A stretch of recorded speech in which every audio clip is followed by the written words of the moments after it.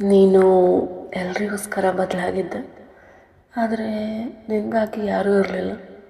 ನೀನು ನಗ್ತಾ ಇದ್ದೆ, ಆದರೆ ಒಳಗಡೆ ಕಣ್ಣೀರು ಹರಿತಿತ್ತು.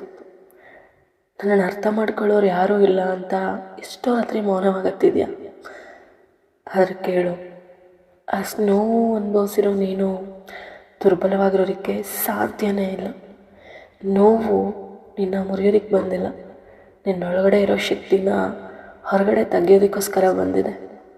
ಒಂದ್ಸಲ ಯೋಚನೆ ಮಾಡು, ಎಷ್ಟೋ ಬಾರಿ ಕುಸ್ತಿದೀಯ, ಆದರೆ ಮತ್ತೆ ಎದ್ದು ನಿಂತಿದೀಯ ಅಲ್ವಾ? ಎಷ್ಟೋ ಬಾರಿ ಎಲ್ಲವೂ ಮುಗೀತು ಅಂತ ಅನಿಸಿದೆ, ಆದರೆ ನೀನು ಇನ್ನೂ ಇಲ್ಲಿ ಇದೆಯಾ. ಇಟ್ ಮೀನ್ಸ್ ಬದುಕಿದೆಯಾ. ಇದೇ ಸಾಕ್ಷಿ ನೀನು ಸ್ಟ್ರಾಂಗ್ ಅಂತ ಹೇಳೋದಕ್ಕೆ.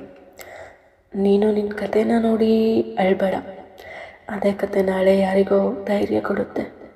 ನಿನ್ನೊಳಗೆ ಒಂದು ಶಕ್ತಿ ಇದೆ, ಅದು ಶಬ್ದ ಮಾಡೋದಿಲ್ಲ, ಆದರೆ ನೀನು ಕುಸ್ತಿರುವಾಗ ನಿನ್ನ ಕೈ ಹಿಡಿದು ನಿಲ್ಸುತ್ತೆ.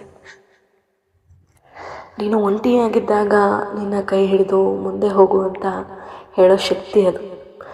ಯಾರೂ ನಿನ್ನನ್ನು ನಂಬಲಿಲ್ಲ ಅಂದ್ರೇನು, ನೀನು ನಿನ್ನನ್ನು ನಂಬಿದ್ರೆ ಸಾಕು. ಇವತ್ತು ಒಂದು ಹೆಜ್ಜೆ, ನಾಳೆ ಮತ್ತೊಂದು ಹೆಜ್ಜೆ, ಅಷ್ಟೇ ಸಾಕಲ್ವಾ? ನಿನ್ನ ಜೀವನ ಈಗ ಕತ್ತಲಲ್ಲಿರಬಹುದು, ಆದರೆ ಕತ್ತಲೇ ಬೆಳಕಿನ ಆರಂಭ. ನೀನಿನ್ನೂ ಬದುಕ್ತೀಯ, ಖಂಡಿತ. ನೀನಿನ್ನೂ ಬಲವಾಗಿ ನಿಲ್ತೀಯ, ಹೌದು. ಏಕೆ ಅಂತ ಅಂದರೆ ನಿನ್ನೊಳಗಿನ ಶಕ್ತಿ ನಿನ್ನನ್ನು ಕೈ ಬಿಡೋದಿಲ್ಲ. ಒಂದು ಮಾತು ನೆನ್ಪಿಟ್ಕೋ, ನಿನ್ನೊಳಗಡೆ ಇರುವ ಶಕ್ತಿಯನ್ನು ನೀನೇ ಮರೆತುಬಿಟ್ಟಿದೀಯ. ಇವತ್ತದನ್ನು ನೆನಪಿಸ್ಕೊ.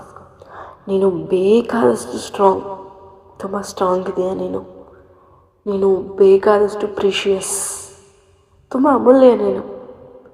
ನೀನು ಬದಲಾಗಲೇಬೇಕು. ಬೇರೆಯವರಿಗೋಸ್ಕರ ಅಲ್ಲ, ನಿನಗೋಸ್ಕರ.